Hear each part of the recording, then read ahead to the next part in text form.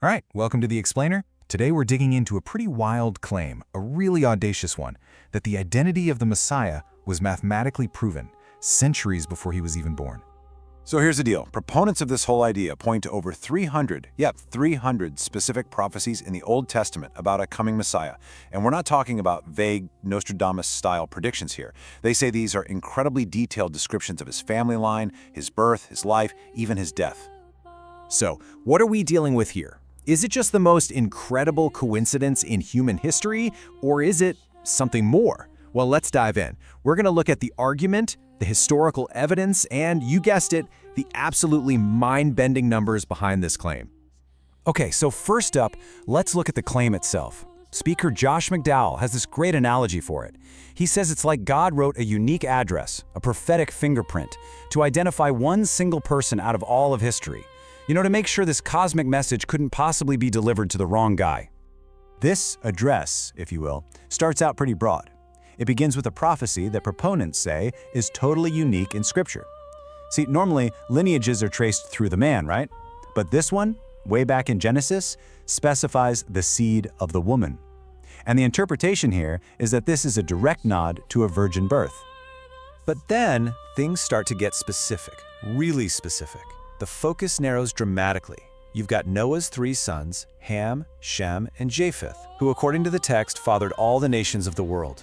Well, the prophecy just chops off 2/3 of humanity right there by specifying the lineage of Shem. And it just keeps getting sharper. From Shem, it zooms in on Abraham. Then out of Abraham's sons, it singles out Isaac. Of Isaac's 2 sons, boom, it's Jacob. And then you get to Jacob's 12 sons, the founders of the 12 tribes of Israel, and the prophecy eliminates 11 out of 12 possibilities. It has to be from the tribe of Judah. And it's not done yet. From there, it pinpoints the exact family line, the family of Jesse, and then his son David. But get this, it goes even further. Of all the cities on the entire planet, it names the exact city of birth, Bethlehem. We're talking a tiny town less than 1,000 people back then. That's about as specific an address for a specific person as you can get. Okay, but let's pause here. A skeptic, and rightly so, would ask a pretty obvious question, right? How do we know these prophecies weren't just, written after the fact, cooked up to perfectly fit the life story of Jesus? Well, this is where proponents bring in the historical evidence. They point to something called the Septuagint. It's a Greek translation of the Hebrew Old Testament, and it's historically documented as being started way back around 250 BC. And the key thing is, it contains all these prophecies. So that's proof, they argue, that this stuff was written down at least 250 years before Jesus was even born. And there's another layer to this. Proponents also highlight the prophecies that were just impossible for any one person to orchestrate. Think about it. You can't control what family you're born into or what city you're born in. And what about the prophecy that the Messiah would be betrayed for exactly 30 pieces of silver? Or, as astronomer Hugh Ross points out, there's a super detailed description of crucifixion in Psalm 22, written hundreds of years before crucifixion was even invented as a way to execute someone. How do you fake that?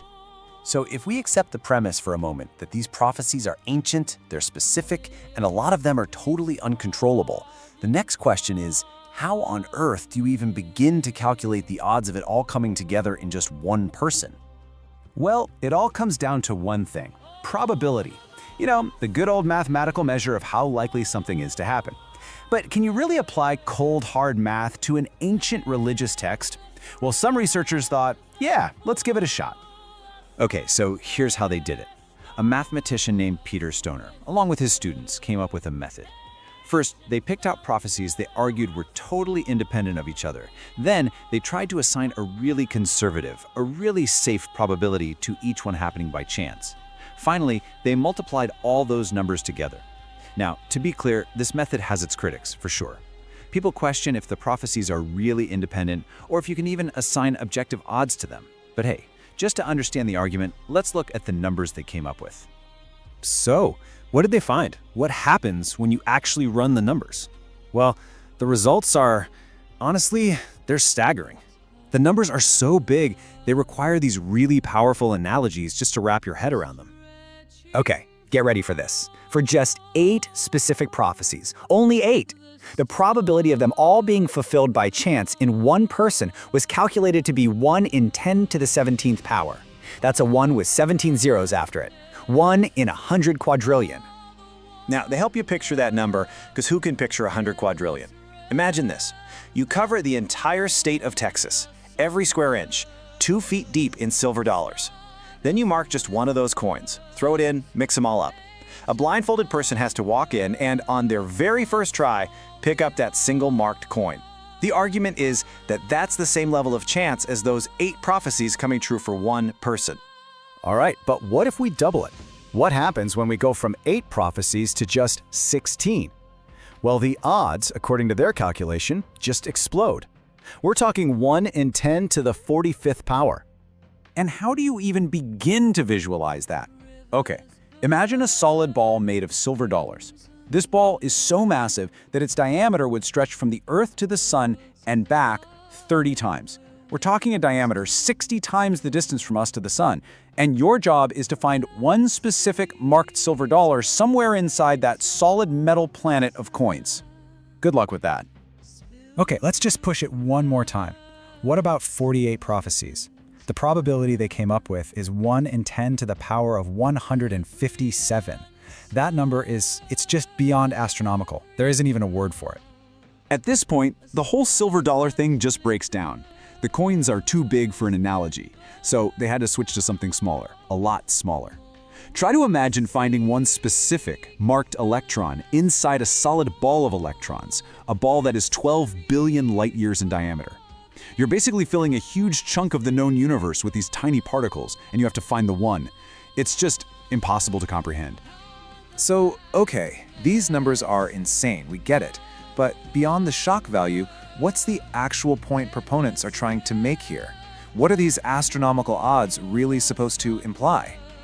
Well, here's their logic. They argue that since Jesus fulfilled over 100 prophecies, some counts say 109, so literally and so specifically in his first coming, that provides a trustworthy foundation. It's a track record, right? A reason to believe that the remaining prophecies, maybe around 200 of them, that point to a future second coming, will also be fulfilled. So for believers, the conclusion here is actually pretty simple and pretty powerful. The thinking goes, if God kept these promises in the past against literally impossible odds, well, then he's going to keep his promises for the future. The past proves the future. And that really leaves us with one final big question to think about. When a mathematical model spits out a probability for something that's basically zero, what does that actually mean? Does it prove that something supernatural, something divine, had to be involved? Or does it mean we should probably go back and take a hard look at the assumptions we plugged into the model in the first place? That's what this whole argument really hinges on, and it's definitely a question worth chewing on.